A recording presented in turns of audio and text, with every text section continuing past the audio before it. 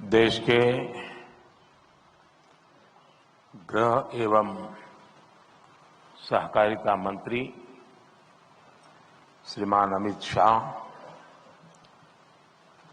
Cabinet में मेरे साथी अर्जुन मुंडा, श्रीमान पीयूष गोयल, राष्ट्रीय सहकारी समितियों के पदाधिकारीगण, अन्य महानुभाव, देवी और सज्जनों, आज भारत मंडपम विकसित भारत की अमृत यात्रा में एक और बड़ी उपलब्धि का साक्षी बन रहा है।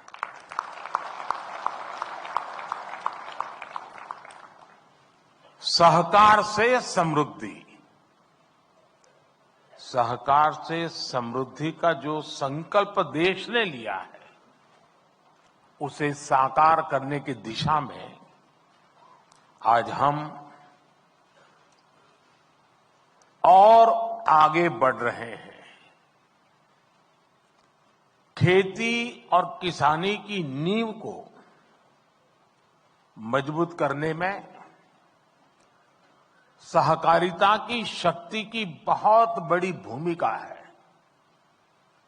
इस सोच के साथ हमने अलग सहकारिता मंत्रालय का गठन किया और अब इसी सोच के साथ आज का एक कार्यक्रम हो रहा है। आज हमने अपने किसानों के लिए दुनिया की सबसे बड़ी स्टोरेज स्कीम या भंडारण स्कीम शुरू की है। इसके तहत देश के कोने कोने में हजारों वेयर हाउसेज बनाए जाएंगे, हजारों गोदाम बनाए जाएंगे। आज 18,000 पैक्स के कंप्यूटराइजेशन का बड़ा काम भी पूरा हुआ है। ये सभी काम देश में कृषि इंफ्रास्ट्रक्चर को नया विस्तार देंगे, कृषि को आधुनिक टेक्नोलॉजी से जोड़ेंगे। मैं आप सभी को इन महत्वपूर्ण और दूरगामी परिणाम लाने वाले कार्यक्रमों के लिए बहुत बहुत बधाई देता हूं, अनेक अनेक शुभकामनाएं देता हूं।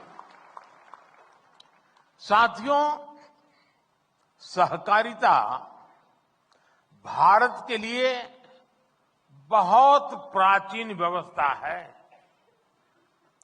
हमारे शास्त्रों में भी कहा गया है, अल्पानाम अपि वस्तूनाम, अल्पानाम अपि वस्तूनाम संहति ही कार्य साधिका। अर्थात छोटी छोटी वस्तुएं, थोड़े थोड़े संसाधन भी सब साथ जोड़ दिए जाते हैं तो उनसे बड़े कार्य सिद्ध हो जाते हैं। प्राचीन ग्राम अर्थव्यवस्था में सहकार की यही स्वतः स्फूर्त व्यवस्था काम करती रही है। सहकार ही हमारे आत्मनिर्भर समाज का आधार हुआ करती थी। सहकारिता केवल व्यवस्था नहीं है, सहकारिता एक भावना है, सहकारिता एक स्पिरिट है। सहकारिता की ये स्पिरिट कई बार व्यवस्थाओं और संसाधनों की सीमाओं से परे आश्चर्यजनक परिणाम देते हैं। सहकार जीवन यापन से जुड़ी एक सामान्य व्यवस्था को बड़ी औद्योगिक क्षमता में बदल सकता है। ये देश की अर्थव्यवस्था के, खासकर ग्रामीण और कृषि से जुड़ी अर्थव्यवस्था के कायाकल्प का एक प्रामाणिक तरीका है। एक अलग मंत्रालय के जरिए हम देश के इस सामर्थ्य को और कृषि क्षेत्र की बिखरी हुई इस ताकत को ही एकत्र करने का भी ये भगीरथ प्रयास है। किसान उत्पाद संघ एफपीओ का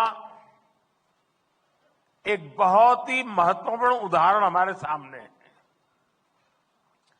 एफपीओ के माध्यम से आज गांव के छोटे किसान भी उद्यमी बन रहे हैं, अपने उत्पादों को विदेशों तक निर्यात कर रहे हैं। हमने देश में 10,000 एफपीओ बनाने का लक्ष्य रखा था।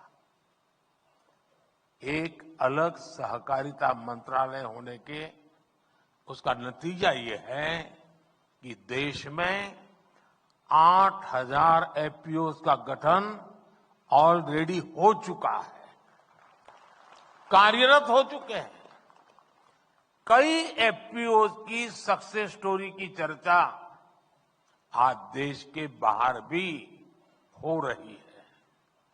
इसी तरह एक और संतोषजनक बदलाव ये आया है कि सहकारिता का लाभ अब पशुपालकों और मछली पालकों तक भी पहुंच रहा है। मछली पालन में आज 25,000 से ज्यादा सहकारी इकाइयां काम कर रही हैं। आने वाले 5 वर्षों में सरकार का लक्ष्य 2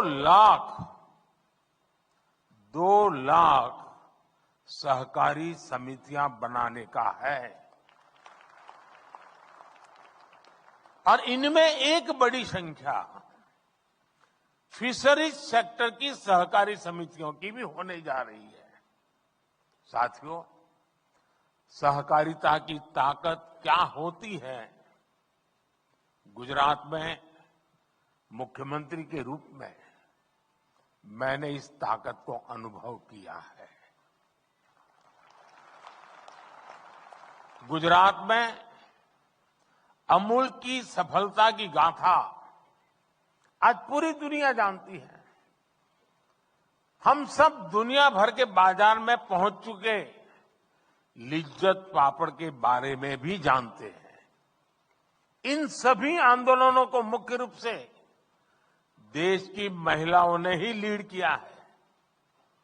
आज देश में भी डेयरी और कृषि में सहकार से किसान जुड़े हैं। उनमें करोड़ों की संख्या में महिलाएं ही हैं। महिलाओं के इसी सामर्थ्य को देखते हुए सरकार ने भी सहकार से जुड़ी नीतियों में उन्हें प्राथमिकता दी है। आप जानते हैं कि हाल में ही multi state cooperative society act में सुधार लाया गया है। इसके तहत मल्टी स्टेट कोऑपरेटिव सोसाइटी के बोर्ड में महिला डायरेक्टर्स होना अनिवार्य कर दिया गया है। हमारे देश में संसद में अगर नारी शक्ति वंदन अधिनियम पास होता है तो बहुत चर्चा होती है, लेकिन ये उतनी ही ताकत वाला बड़ा महत्वपूर्ण कानून हमने बनाया है, लेकिन बहुत कम लोग उसकी चर्चा करते हैं। साथियों, सहकारिता किसान की व्यक्तिगत समस्याओं का कैसे सामूहिक शक्ति से समाधान करती है, भंडारण भी इसका एक बड़ा उदाहरण है। हमारे यहां भंडारण से जुड़े इंफ्रास्ट्रक्चर के अभाव में किसानों को बहुत नुकसान उठाना पड़ता था। पिछली सरकारों ने कभी इस जरूरत पर उतना ध्यान ही नहीं दिया, लेकिन आज सहकारी समितियों के जरिए इस समस्या का हल किया जा रहा है। दुनिया की, ये अपने आप में बहुत बड़ी बात है, दुनिया की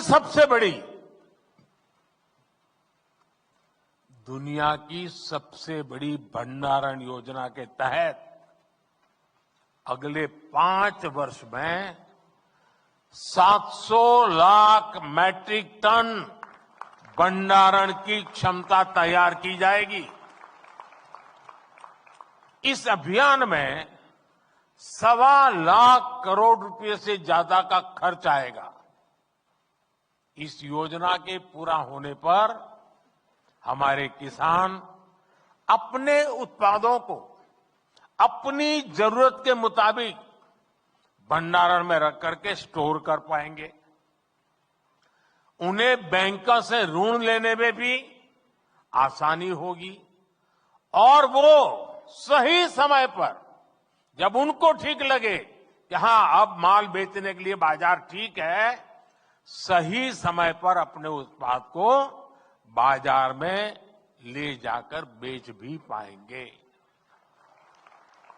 साथियों, विकसित भारत के लिए भारत की कृषि व्यवस्थाओं का आधुनिकीकरण भी उतना ही जरूरी है।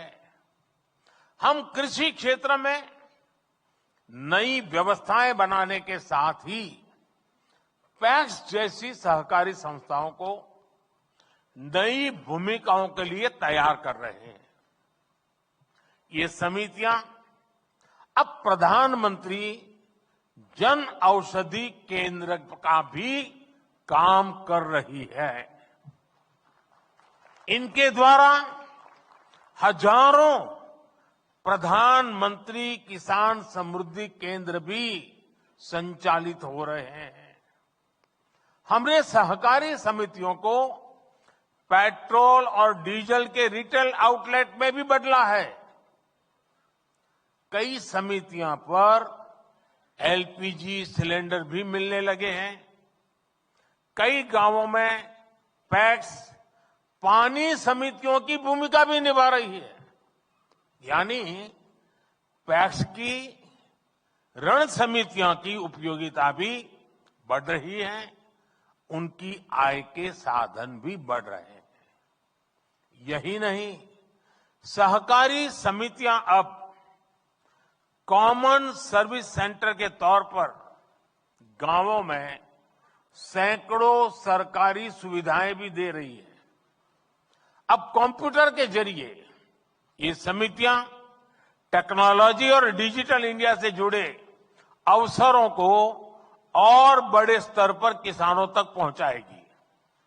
इससे ग्रामीण क्षेत्र में युवाओं के लिए रोजगार के नए अवसर भी बनेंगे। साथियों, विकसित भारत के संकल्प की सिद्धि, इसके लिए मैं आप सभी की भूमिका, सहकारी संस्थाओं की भूमिका का महत्व बहुत ज्यादा है, इस बात को समझता हूं। इसलिए आप सभी से मेरी अपेक्षा भी कुछ ज्यादा है। और आखिरकार अपेक्षा तो उन्हीं से होती है जो करते हैं। जो नहीं करते उनसे अपेक्षा कौन करेगा?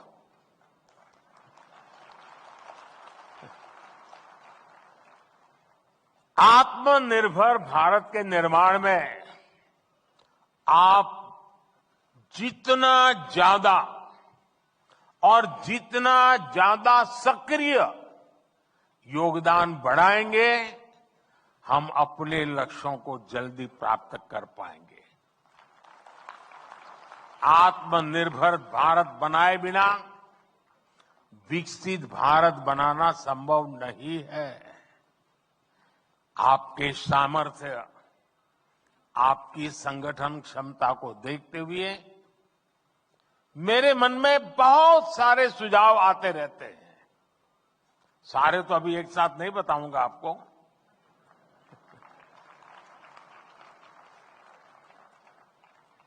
लेकिन कुछ मैं इशारा करना चाहता हूं। जैसे मेरा सुझाव है कि हमारी कोऑपरेटिव एक लिस्ट बनाए कि कौन कौन सी चीजें ऐसी हैं जो आज हम बाहर से लाते हैं, विदेशों से लाते हैं, अब हम इंपोर्ट नहीं करेंगे। सहकारी क्षेत्र इसमें क्या कर सकता है? उनके लिए देश में ही एक सपोर्ट सिस्टम हमें बनाना है। ये जिम्मेदारी सहकारी संस्थाएं बहुत आसानी से ले सकती है। अब जैसे हम कृषि प्रधान तो देश कहलाए जाते हैं, लेकिन ये भी सच्चाई है कि जो कृषि प्रधान देश के रूप में हम पिछले 75 साल से गीत गाते रहते हैं, लेकिन ये दुर्भाग्य देखिए, हजारों करोड़ रुपए का खाने का तेल हर वर्ष इंपोर्ट करते हैं। खाने के तेल में हम आत्मनिर्भर कैसे हो? इसी मिट्टी में पैदा हुआ तिलहन, उससे निकला हुआ तेल हमारे नागरिकों के जीवन को अधिक ताकत दे सकता है।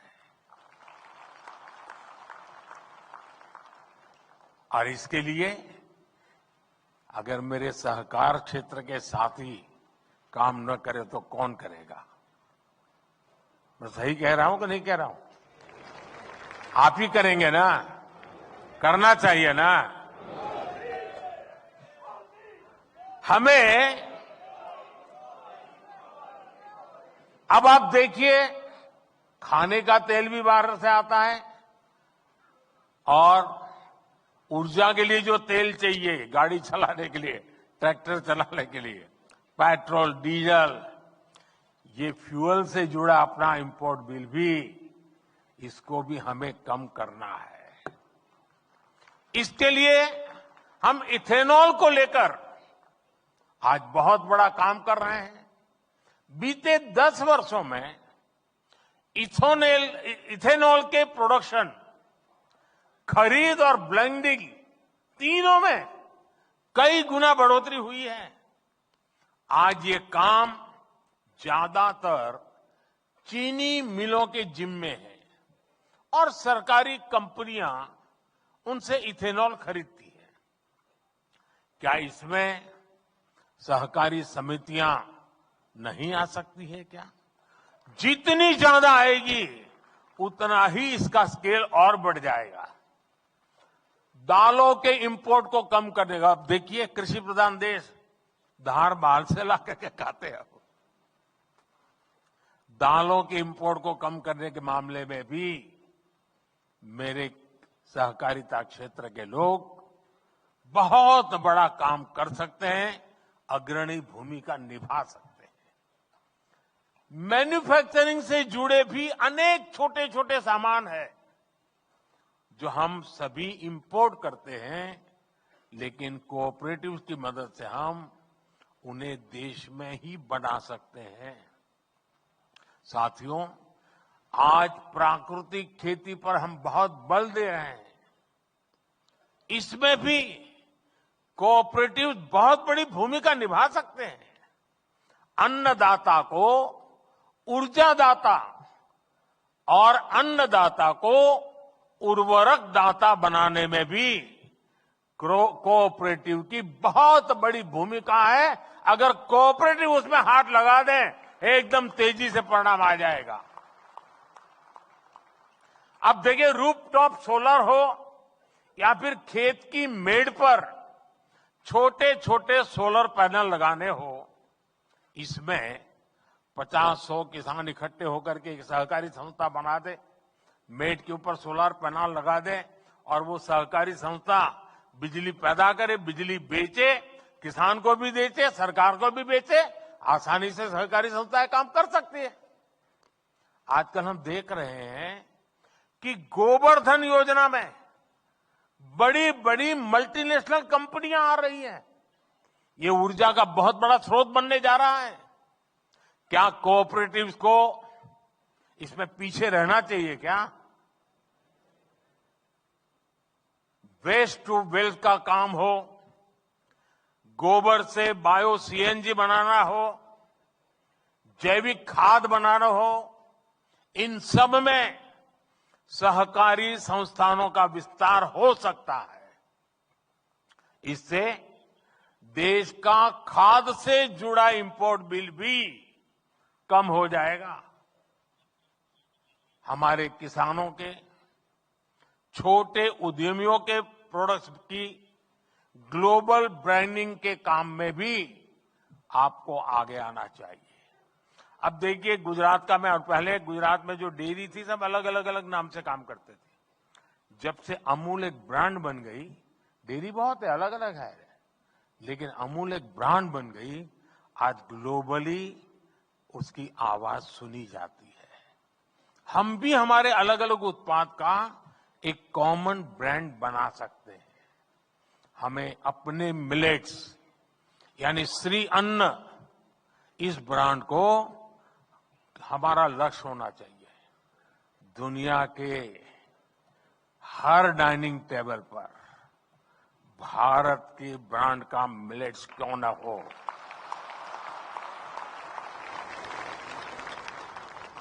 इसके लिए कोऑपरेटिव्स को एक व्यापक एक्शन प्लान बना करके आगे आना चाहिए। साथियों, फिर कल बनारस में था, काशी में, वहां बनारस डेयरी का उद्घाटन किया था। बनारस का अनुभव है कि वहां डेयरी सहकारिता का आने से बहनों की, पशुपालकों की आय एकदम तेजी से बढ़ रही है। सहकारिता बढ़ने से एक और क्षेत्र में प्रवेश हुआ है। मैंने गुजरात के सहकारिता क्षेत्र के लोगों से आग्रह किया था कि आप शहद की दुनिया में आइए। हमने श्वेत क्रांति की, अब हम स्वीट क्रांति करें।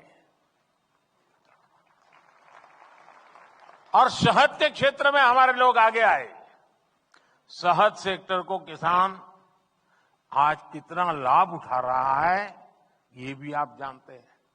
पिछले 10 वर्षों में शहद उत्पादन 75,000 मैट्रिक टन से बढ़कर अब लगभग 1.5 लाख मैट्रिक टन पहुंच चुका है। शहद के एक्सपोर्ट में भी 28,000 मैट्रिक टन से 80,000 टन की वृद्धि हुई है। 80,000 मैट्रिक टन की। इसमें नाफेड और ट्राइफेड के साथ साथ राज्यों की कोऑपरेटिव संस्थानों ने भी बड़ी भूमिका निभाई है। इस दायरे को हमें और अधिक बढ़ाना है। साथियों, गुजरात में हमने देखा है कि जब दूध का पैसा सीधा बहनों के खातों में जाना शुरू हुआ तो उसका एक सार्थक सामाजिक परिवर्तन आया। अब तो हमारी सहकारी समितियां, हमारे पैक्स कंप्यूटराइज हो चुके हैं। इसलिए अब यह सुनिश्चित होना चाहिए कि जो भी काम हो, जो भी पेमेंट्स हो, वो डिजिटली हो।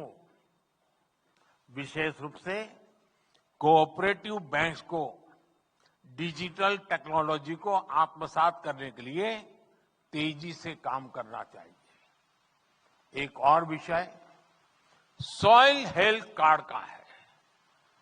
हमने मिट्टी की सेहत की जांच के लिए सॉइल टेस्टिंग का इतना बड़ा प्रोग्राम बनाया है। मेरा सहकारी संगठनों से पैक्स से आग्रह है कि आप सॉइल टेस्टिंग के छोटी छोटी लैब्स अपने इलाके में बनाइए और किसानों को आदत डालिए कि लगातार वो अपनी जमीन की सेहत देखता रहे, मिट्टी की सेहत देखता रहे। सॉइल टेस्टिंग का हम नेटवर्क बनाएंगे। साथियों, सहकारिता में युवाओं और महिलाओं की भागीदारी कैसे बढ़े, इसको लेकर भी हमें अपने प्रयास बढ़ाने होंगे। और मैं तो सहकारी क्षेत्र में जहां पर किसान जुड़े हुए हैं, वे एक काम कर सकते हैं। साल में उनको कह सकते हैं कि आपको जो डिविडेंड वगैरह मिलता है, अब आपको मुफ्त में आपकी संस्था की तरफ से सॉइल टेस्टिंग करके दिया जाएगा। उनको सिखाया जाएगा कि भाई तुम सॉइल टेस्टिंग से अनुभव के आधार पर अपनी फसलों पर ध्यान केंद्रित करो। साथियों, इससे सहकारिता में नयापन आएगा, एक नई ऊर्जा आएगी। सहकारिता में स्किल डेवलपमेंट की, ट्रेनिंग की जागरूकता को बढ़ाना भी बहुत आवश्यक है। बहुत बदलाव हो चुका है जी, और सारी चीजें कागज पे होनी चाहिए। मुंह जुबानी बातें करने वाला जमाना चला गया और इसके लिए ट्रेनिंग होना बहुत जरूरी है और इसके लिए प्रयास होने चाहिए। पैक्स को, सहकारी समितियों को एक दूसरे से सीखना भी होगा। बहुत सी सहकारी संस्थाएं इनोवेटिव काम करती है, कई इनिशिएटिव लेते हैं। देश के कई इलाकों में इसका पता नहीं होता है। क्या हम बेस्ट प्रैक्टिसेस को शेयर करने के लिए कोई कॉमन पोर्टल बना सकते हैं और सब लोग अपने नए नए अनुभव, नए नए तरीके उस पर अपलोड करते जाएं? इन बेस्ट प्रैक्टिसेस को आगे कैसे बढ़ाया जाए, इसके लिए ऑनलाइन ट्रेनिंग की व्यवस्था हो, कोई मॉड्यूल बने। आप जानते हैं कि एस्पिरेशनल डिस्ट्रिक्ट प्रोग्राम, आकांक्षी जिलों का अभियान, उस प्रोग्राम में एक उसकी विशेषता है हेल्दी कंपटीशन, स्वस्थ स्पर्धा का रैंकिंग का एक सिस्टम बनाया हुआ है और दिन में 10 बार उस रैंकिंग में ऊपर नीचे होता रहता है। हर अफसर सोचता है कि मेरा जिला आगे निकल जाए। क्या कोऑपरेटिव सेक्टर के अलग अलग वर्टिकल बनाए हम, एक एक प्रकार की कोऑपरेटिव का एक वर्टिकल, दूसरे प्रकार की कोऑपरेटिव का दूसरा वर्टिकल, और एक ऐसा मैकेनिज्म बनाए कि उसमें भी एक healthy competition round the clock चलती हो। सहकारी संगठनों में ये स्पर्धा हो, बेस्ट परफॉर्म करने वालों को इनाम की व्यवस्था हो, ऐसी सहकारी संस्थाओं से नई चीजें बाहर आए। एक बहुत बड़ा आंदोलन जिसको सरकार और सहकारी संस्थाएं मिल करके उसको एक नया रूप रंग दे सकते हैं। साथियों, एक बात सहकारी संस्थाओं के साथ एक क्वेश्चन मार्क लेकर के चलती रहती है। सहकारी संगठनों के चुनावों में पारदर्शिता लाना बहुत जरूरी है। इससे लोगों का भरोसा बढ़ेगा, अधिक से अधिक लोग जुड़ेंगे। साथियों, सहकारी समितियों को समृद्धि का आधार बनाने के लिए हमारी सरकार उनके सामने मौजूद रही चुनौतियों को भी कम कर रही है। आपको याद होगा, हमारे यहां कंपनियों पर सेस लगाता था, लेकिन सहकारी समितियों को ज्यादा सेस देना होता था। हमने 1 करोड़ से 10 करोड़ रुपए तक की आय वाली सहकारी समितियों पर लगने वाले सेस को 12% से घटाकर 7% कर दिया। इससे समितियों के पास काम करने के लिए पूंजी भी बढ़ रही है, उनके लिए एक कंपनी की तरह आगे बढ़ने के रास्ते भी खुले हैं। सहकारी समितियां और कंपनियों के बीच वैकल्पिक टैक्स भी पहले भेदभाव था। हमने समितियों के लिए न्यूनतम वैकल्पिक टैक्स को 18.5% से घटाकर 15% कर दिया और कॉरपोरेट वर्ल्ड से हमने उसको बराबर ला करके खड़ा कर दिया। एक परेशानी ये भी थी कि सहकारी समितियों को 1 करोड़ से ज्यादा की निकासी पर टीडीएस देना पड़ता था। हमने निकासी की ये सीमा भी बढ़ाकर सालाना 3 करोड़ रुपए कर दी है। इस फायदे का इस्तेमाल अब सदस्यों के हित में हो सकेगा। मुझे विश्वास है सहकार की दिशा में हमारे ये साझा प्रयास देश के सामूहिक सामर्थ्य के विकास की सभी संभावनाओं को खोलेंगे। इसी कामना के साथ आप सभी का मैं बहुत बहुत धन्यवाद करता हूं। और जैसा अमित भाई ने बताया कि लाखों लोग आज अलग अलग सेंटर्स पर इकट्ठे हुए हैं, मैं उनका भी इतने उत्साह और उमंग के साथ आज के इस महत्वपूर्ण इनिशिएटिव में जुड़ने के लिए उनका भी धन्यवाद करता हूं और उनको भी मैं बहुत शुभकामनाएं देता हूं। आइए हम सच्चे अर्थ में सहकारिता की भावना को लेकर के कंधे से कंधा मिलाकर के, कदम से कदम मिलाकर के विकसित भारत के लक्ष्य को प्राप्त करने के लिए चल पड़े। एक साथ चले, एक दिशा में चले और परिणाम हम प्राप्त करते रहेंगे। बहुत बहुत धन्यवाद।